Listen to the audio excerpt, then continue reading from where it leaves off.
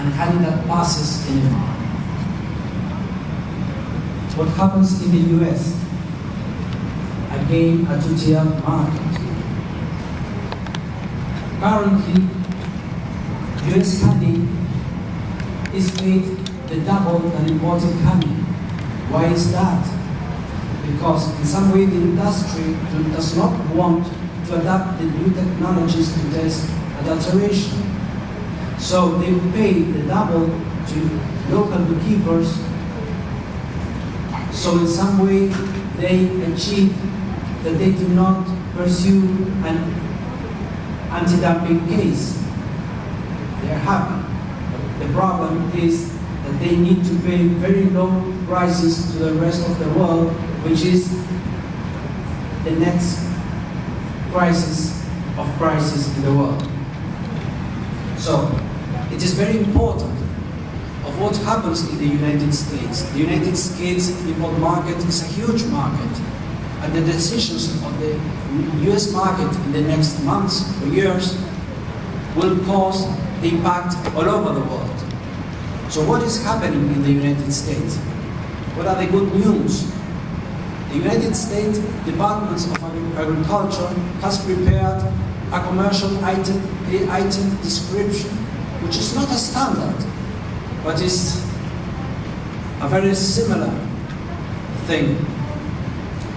So the people from the United States of Department will join us in this roundtable and will explain us what is a commercial item description, and we can evaluate the importance in the future of the US market. On the other side, the National Honey Board in charge an article, a report about the situation of honey adulteration in the United States. Dr. Michael Roberts, food fraud specialist of the University of California at Los Angeles, will join us and will speak as a food fraud specialist how he sees, what is his opinion about the US market, and what should the market do in the next months.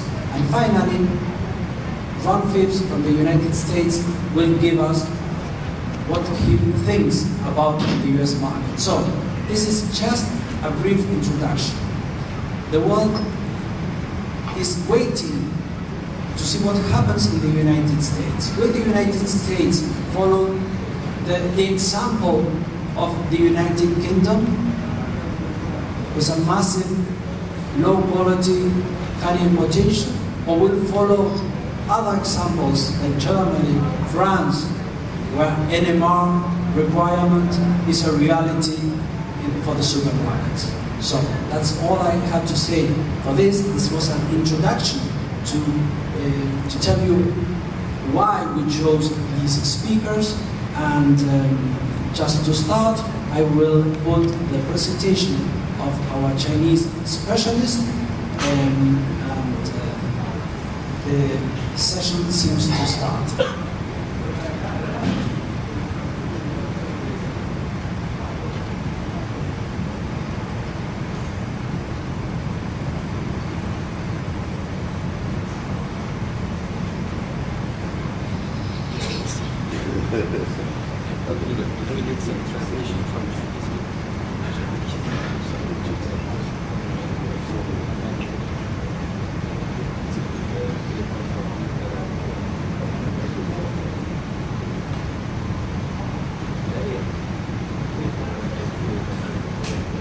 Mr. Willing, you will be able to start in some seconds your presentation.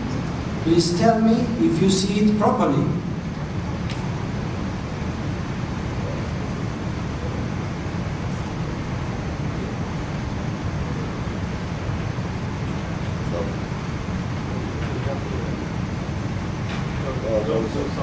I'm glad to see you.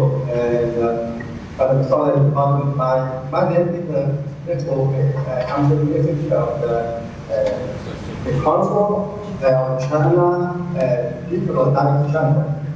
So, but my physical knowledge in the master college, so it's unique, as research clinical. Hello everybody, I'm Nick. Happy to be here. And now I start my presentation. The title is Apimondia from people of chronic adulteration. So next slide. My presentation catalog there are two parts. The one is attitude of the government. And the second is the action of the COP production. Two parts. The attitude of the government, there are 4 points. First is EU People's Republic of China Food Safety Law communicated. Second is the issue of the import and export food safety provision and administration measures. Third is public system standard regulation. Last is local regulatory authorities carry out special supervision and inspection of beef. Next. So the first one is the People's Republic of China Food Safety Law. The People's Republic of China launched National People's Congress of the 14th meeting of the Standing March. In September 13th, SIQ report established of the import and export food safety provision and administration measures, which will be until November 11th. There are many items, but according to export supervision and management, which is the key of the technical department of the raw material and the leading reform action and management is the commission and so on. So it's the legal steps for the export. Next. The third is high safety strategy issue. In 2014, CPC requested our one of our PIQ that launched the object of honey chocolate test. We call this SMF unit. In 2015, the SMF test was approved as one of the national standard. We was told by our CIP that SX the most advanced vessel the most sophisticated of China. Here about the vessel at the international certified level. So our CIP see that we can use the SX to test the honey. Next. The last point is that there are 2 points. One is managing quality food and drug administration to carry out special inspection of key products. The second is conduct unannounced inspection of the key products export. Next. Now is the second part for the action of the field of reduction chamber. We do 2 parts, 2 methods. The first is sign the export quality undertaking level. The second is the annual trade conference to promote the healthy development of beef products in China. Next. The first point is, in order to shift the Asian cotton industry image in China, to build the confidence to our cotton products, then the first strengthening the self-discipline and leadership goals. In 2017, the China Nature Company recommendation of the following steps. This stands for members, border the export high quality and the promise to the domestic market and the foreign market consumers with nature. Next.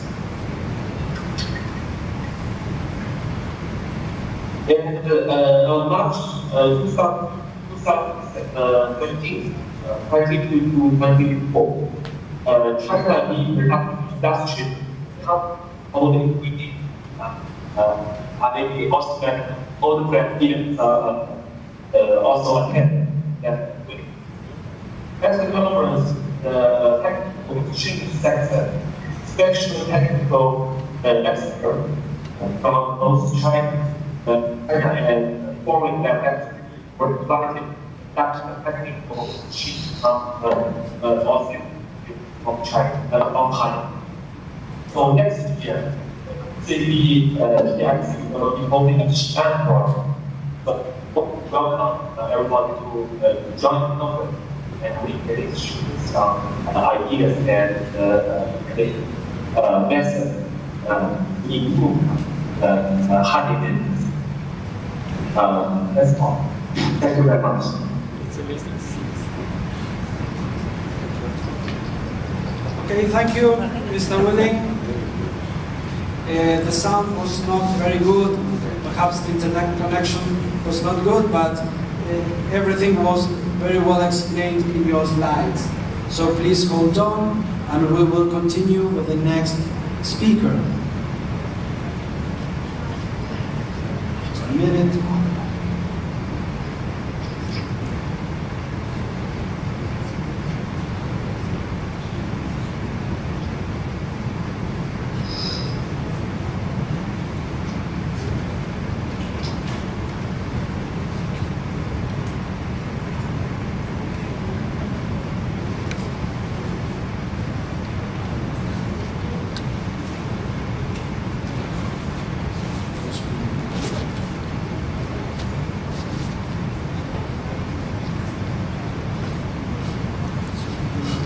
Is video. No way to video.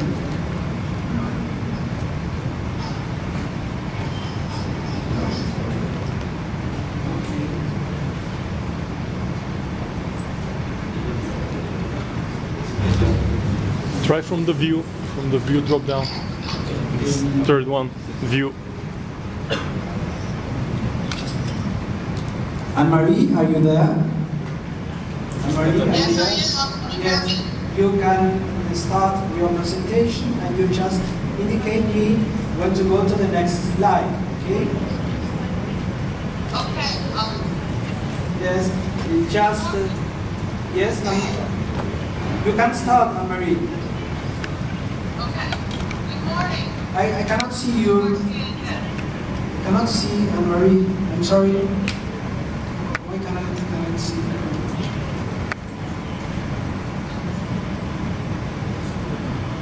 Anne-Marie is here. But I need representation. Presentation is there.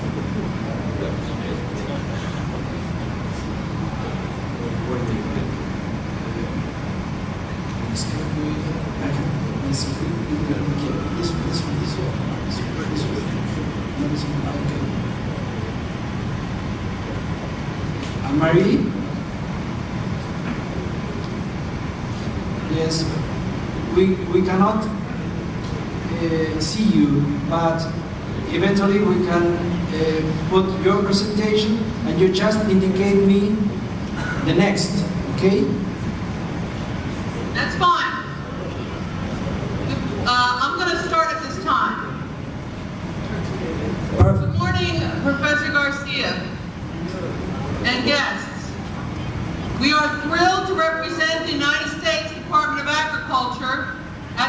meeting. The 45th Apimondia International Agricultural Congress is an appropriate forum for us to participate in the 2017 Apimondia Roundtable discussion on honey adulteration. Next slide. An agricultural marketing service, our mandate is to research, prepare, and publish a commercial item description to support source identity, authenticity, and quality initiatives for domestic and imported honey distributed in the United States. Next slide. Who are we? Well, my name is Avery Sesta, and I'm accompanied by my colleague, Linda Yevna, and my supervisor, Robert Chilton, of the Strategic Program Inspection Division, Standardization located in Washington, D.C. At the branch, our emphasis is the creation, revision of U.S. agricultural products, as well as select descriptions or sales. The scope of this presentation, however, is limited to a generic discussion of sin and our purpose for issuing of state sin. Next slide. What is the sin? Per the terms of federal regulation, 41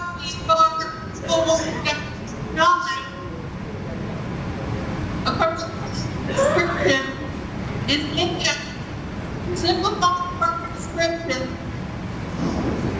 that describes functional performance, characteristic of available, acceptable product. That's the Why didn't you call her? Call her on WhatsApp. WhatsApp works better.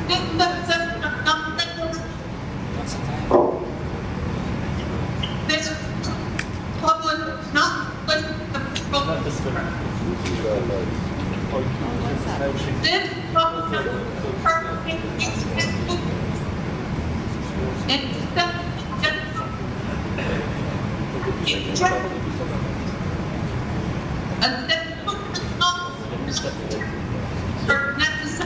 I'm sorry, Anne-Marie. I'm sorry. I'm sorry, Anne-Marie. Can you hear me? Yes, we are not listening well. So, I suspect it is your internet connection.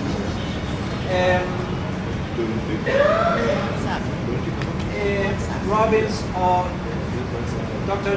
Yetniak was better. Can they continue because we cannot hear properly? Okay. That's fine. Dr. Yetniak, can you continue the presentation, do you think?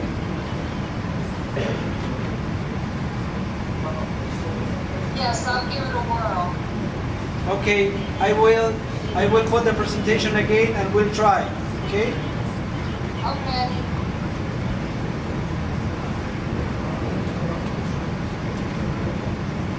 You can start. You can start.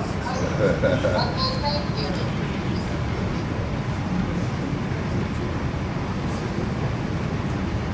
It covers. But per the quote of Federal Regulation 41 CFR 101-29, a commercial item description is indexed, simplified product description that describes by function or performance characteristics of available, acceptable commercial products that will satisfy the government's needs. SIDS themselves are not regulations and therefore are not published in the Federal Register. SIDS provide guidance for purchasing USA foods and/or selling the identified products. In general, a staff food technologist conducts the technical research necessary to prepare a commercial item description. However, the honey SID presents unique challenges to the branch, so a collaborative effort by several food technologists put this together. Next slide, please.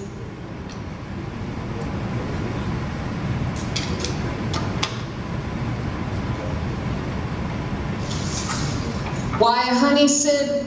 U.S. imports more honey than we harvest. Adulterated honey costs beekeepers, packers, and consumers. In the absence of a honey standard of identity, the honey SID can guide purchasing by institutions, selling by domestic processors and associations, as well as inspecting, investigating by federal and state regulatory agencies, including the U.S. Departments of Homeland Security and Commerce and our own AMS Science and Technology Laboratory. Next slide, please. Resources used for the SID development. We contacted honey beekeepers, processors, and associations, university extension specialists.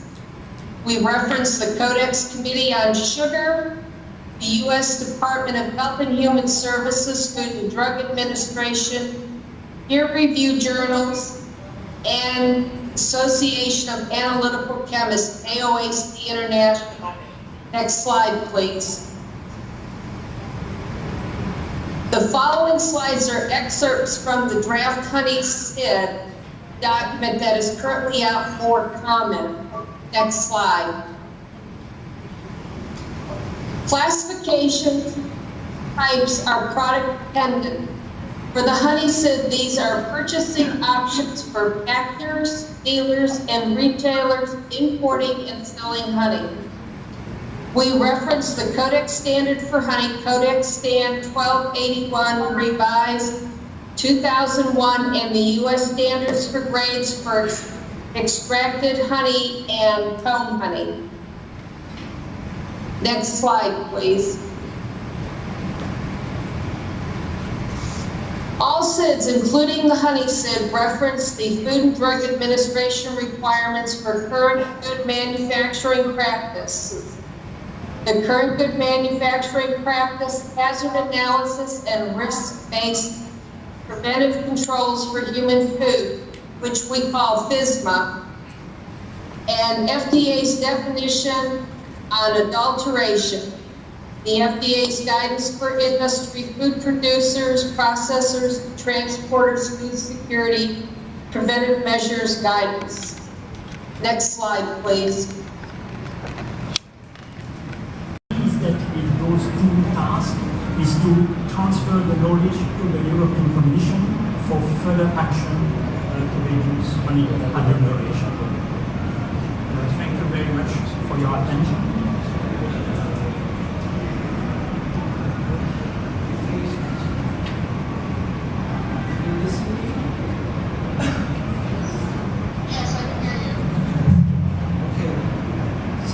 Now we will give the opportunity to make questions.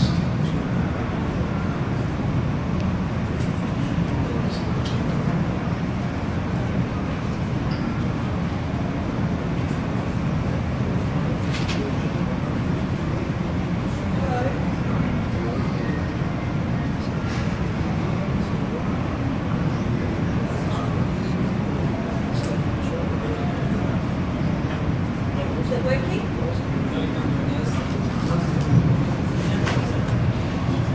It's okay. Oh, it's working now. Sorry. My question was to the food lawyer. It seems recently there are reports of things like allergens. Ron Phillips spoke about ion transfer, something or other which I missed. But how do we shift the conversation from food fraud to food safety to risks that could actually kill people? Because it seems like the regulators, the policymakers are not very interested in food fraud, but they become more interested when it becomes a matter of public safety. Did you hear Dr. Roberts?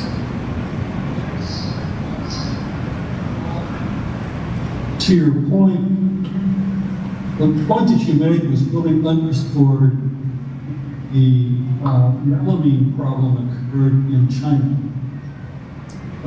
several years ago that resulted in pet food and an infant formula, which was really a food fraud problem that then resulted in a food safety catastrophe that killed pets and a few infants in the hospital, as well as hundreds of infants in China.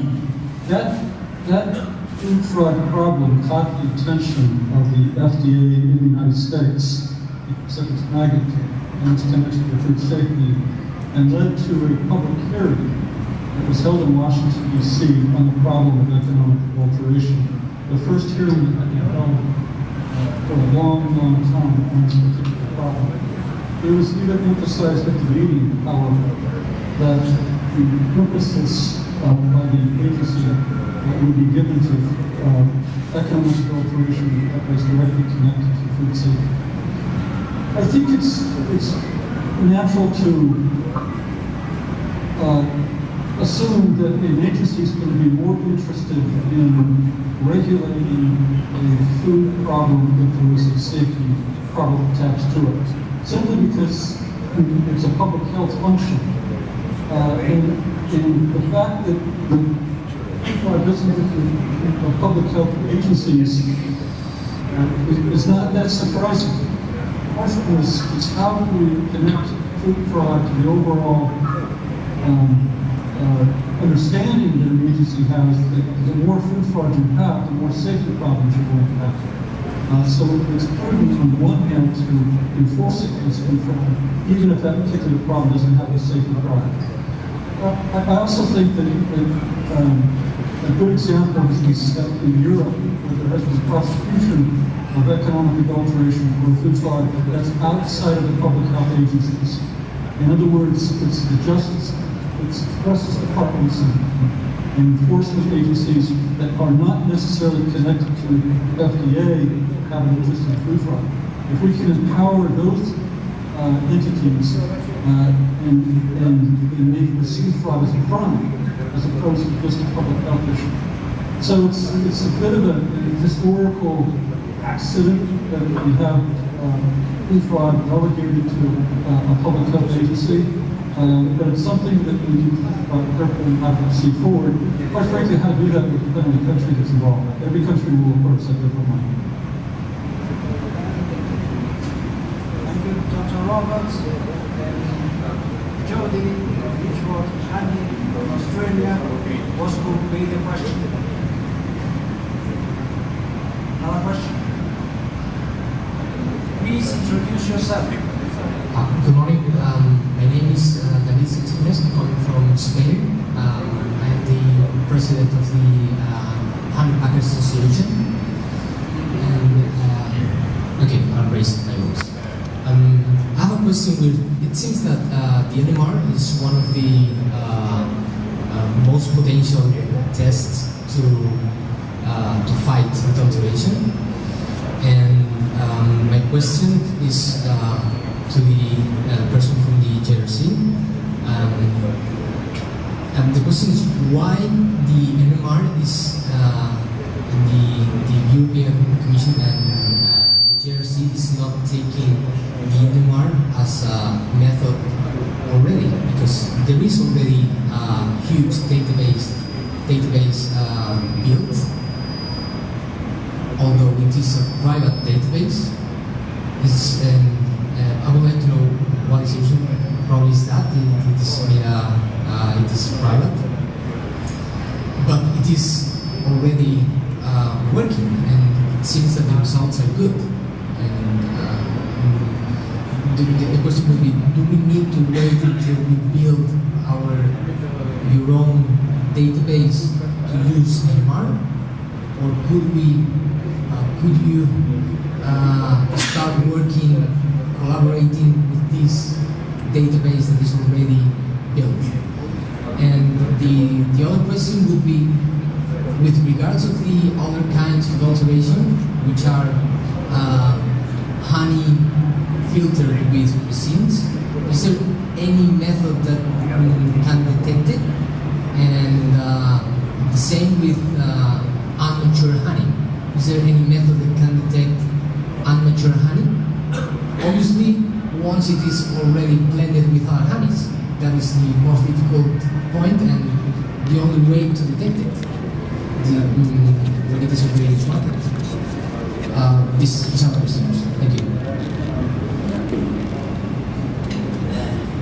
So what I can say is that at GRC we are working on the NMR method because this analytical method is also in use in our laboratory for the European wine data bank. But up to now, as you were saying, why this was or this is not used, I would say, officially, is that, well, as I said, GRC is not an official control laboratory, so we are not performing control. So this is done by the member states. So it's up to the member states to decide if they accept this NMR method as an official one for control. And there, as you were mentioning, when we are discussing with them, one of, let's say, difficulty is the fact that the database are maintained by private companies. And it is not easy or not possible to know how the decision is made. And when you have to go to the court, you have to mention how you obtained this. And perhaps for the NMR, this is another difficulty for the moment, is that NMR is based in part on a metabolomic approach. And the metabolomic approach at the moment, I think, is not well perceived at the court level. So it's something that there are different groups working on that aspect to see, because you know that behind the NMR there is the chemometry and development of, let's say, sophisticated statistical tool.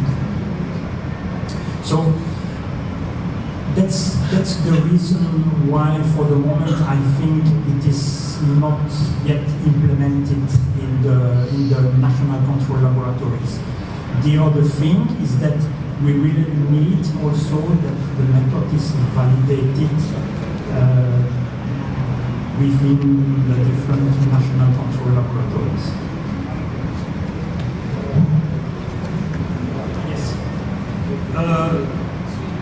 Concerning the adulteration now with other techniques, the resin or collecting unmatured, theoretically, potentially, I suppose that the metabolomic approach should be able to try to identify such a material. No, well, pure, I mean, no. When it is blended and at which percentage, and if it's this still possible, this I don't know.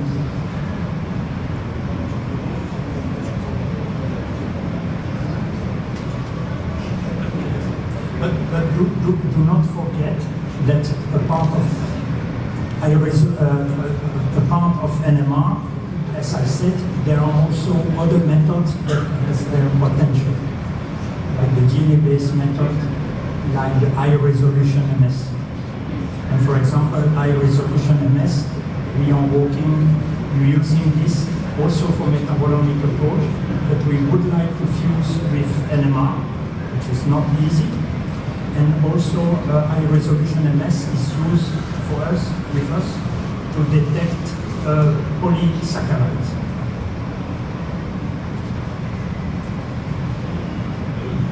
Yes, please introduce yourself.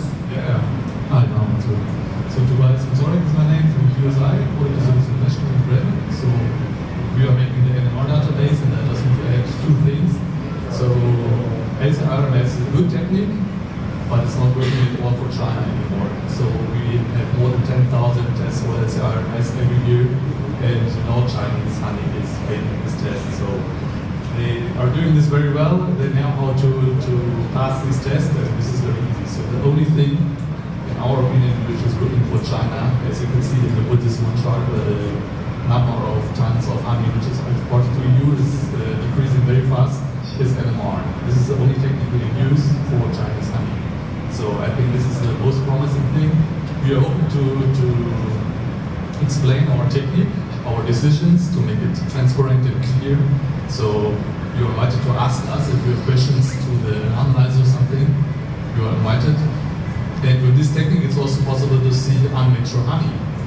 Because what is happening in China, they harvest this unmatured honey, and in the unmatured honey, you have a high level of ethanol and glycerine inside. Then they go to this vacuum drying chamber for this evacuation and for removing water. And what is happening is that the water is going out of the honey, and also the ethanol is evaporating. And what is staying in the honey is a very high glycerine content. And so we can see in a lot of Chinese honeys that they have a lot of glycerine inside. And this is a very, very good proof that the honey was not ripe. So what happens if you mix the honey with other honeys? Of course, the glycerine is also diluted, and somewhere is also a natural level of glycerine in the honey. So this is a big problem. But if you have pure Chinese honey, you can see a very high glycerine content. You know, okay, this was not natural honey. So, yeah. Would you hear the answer from QSI about the natural honey and the potential detection by NMR?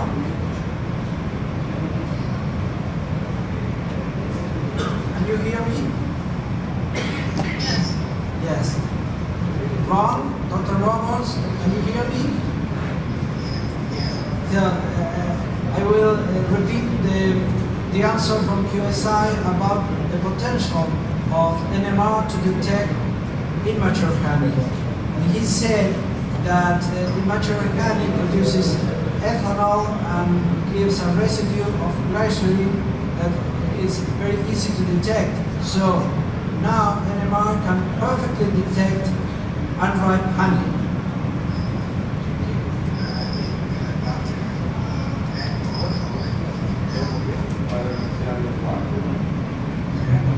In NMR, honey that's immature is very similar to the profile of nectar. The nectar is not honey because it lacks the interaction of botanical and zoological life forms. And as I mentioned, this is probably the historically oldest and most pervasive forms of adulteration.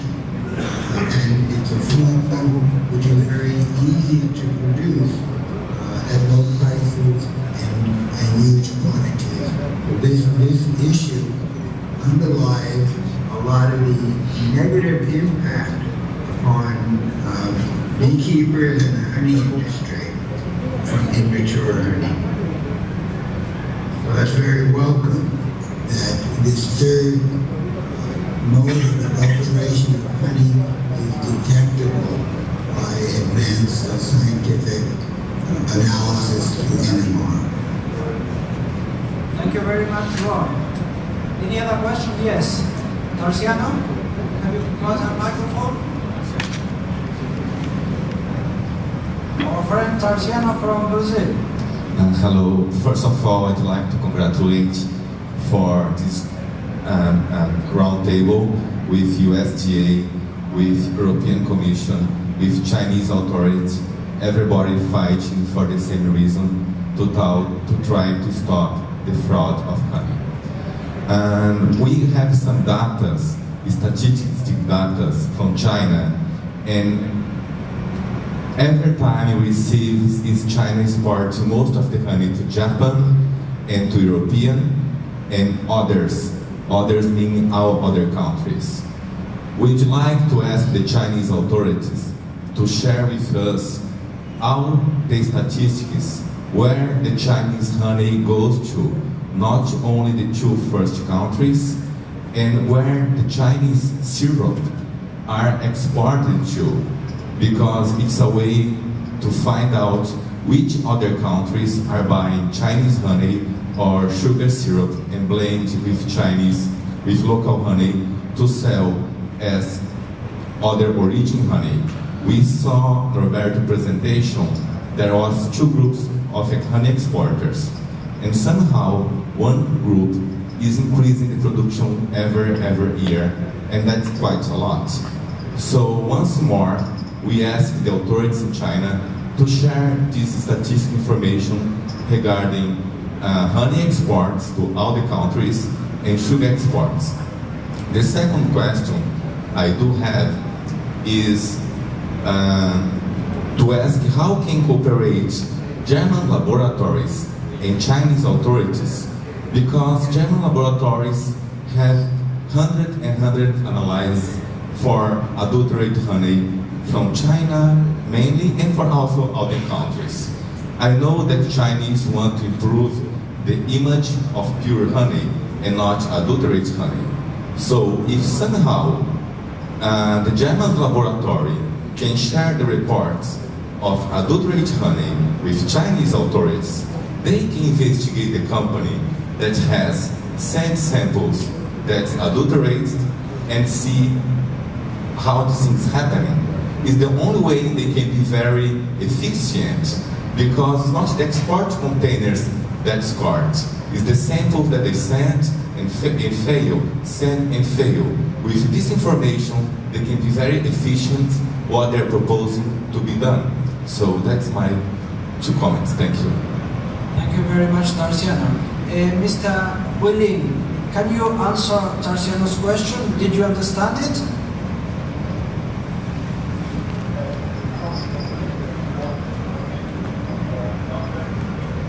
Yes, I will try to repeat it. Mr. Tarciano is suggesting why cannot be a sharing of information between the German laboratories that have a long experience detecting honey fraud from China and informing you, the authorities, the companies that own those samples of honey. And so in this collaborative way of working, we would be more effective detecting those companies that are exporting adulterated honey. Can you understand? The proposal is to work in collaboration with the German laboratories to detect specific companies that are exporting honeys that may be non-compliant.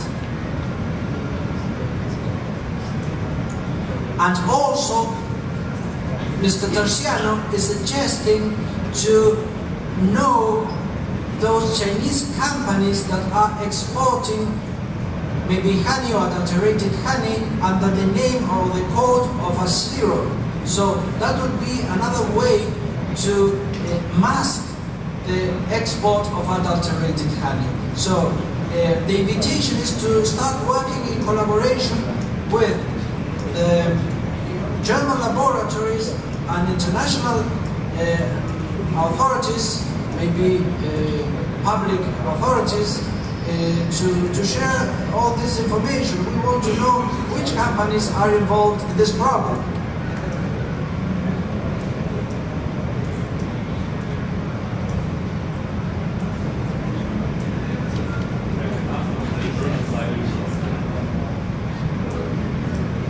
The German laboratory wants to give a proposal.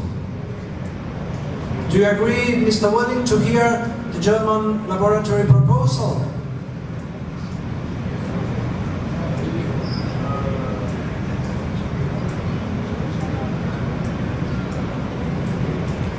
Please go ahead, please. The microphone.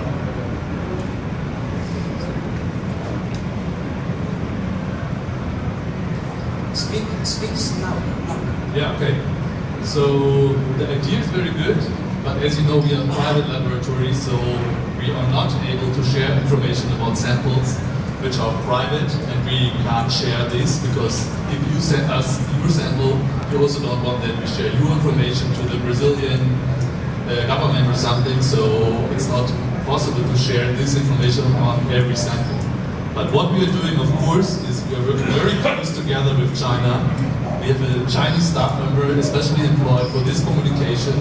We are highly interested to exchange methods. We are on all these conventions. Mrs. Beck is there all the time to train all the Chinese people to raise equality and to frankly speak about all the problems that we have there. So, and I think it's not one company. This is not one company which is exporting these things. So it happens all over China. I think it's a general problem. So it's not one thing. And we are also highly interested in this statistic, where these syrups are exported and where you can find this. Because what we are seeing is that also the problem of transshipment is increasing very much. So we have honey, for example, from Mexico, and we can see clearly with the NMR that this is mixed with Chinese honey or syrup or whatever. So it's a big problem and it's increasing. And also if you say, okay, I buy honey from Yucatan, you can't be sure, especially this year where the harvest is very, very poor, you can't be sure that it's real Mexican honey. So it's also advisable to make NMR and to check if everything is okay or not. Mr. Willing.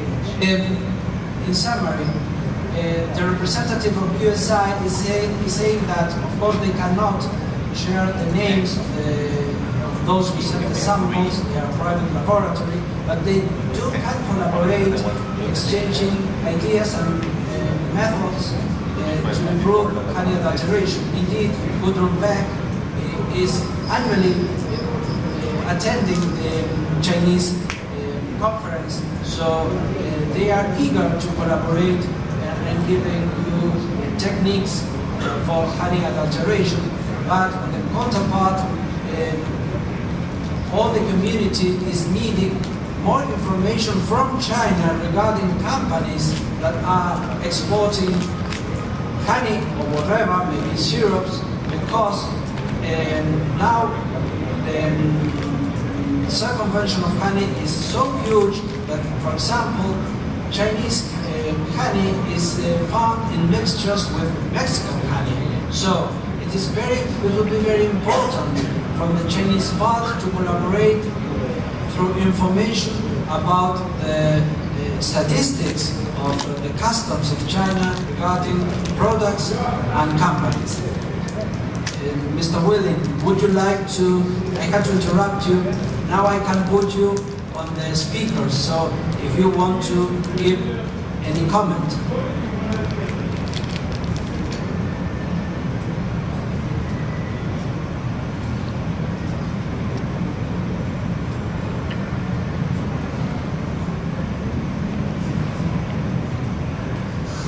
We also choose our technical method between the Chinese electronic network and also choosing that network that and impact Europe. And we also understand the NMR now, and it's not perfect now, but everyone, not only for the factory, but also for the quantified use NMR. And also, as I mentioned before in my presentation, our schedule that also have a new method, SNX, which just the cost use as a project of the national standard for honey safety. I'm sorry, we cannot hear you properly, so the technicians are telling me that if other speakers go further from the microphones, not be near the microphones, they can put the volume louder, so perhaps we can understand what Mr. Willing is saying. So please, a little far from the microphones. So.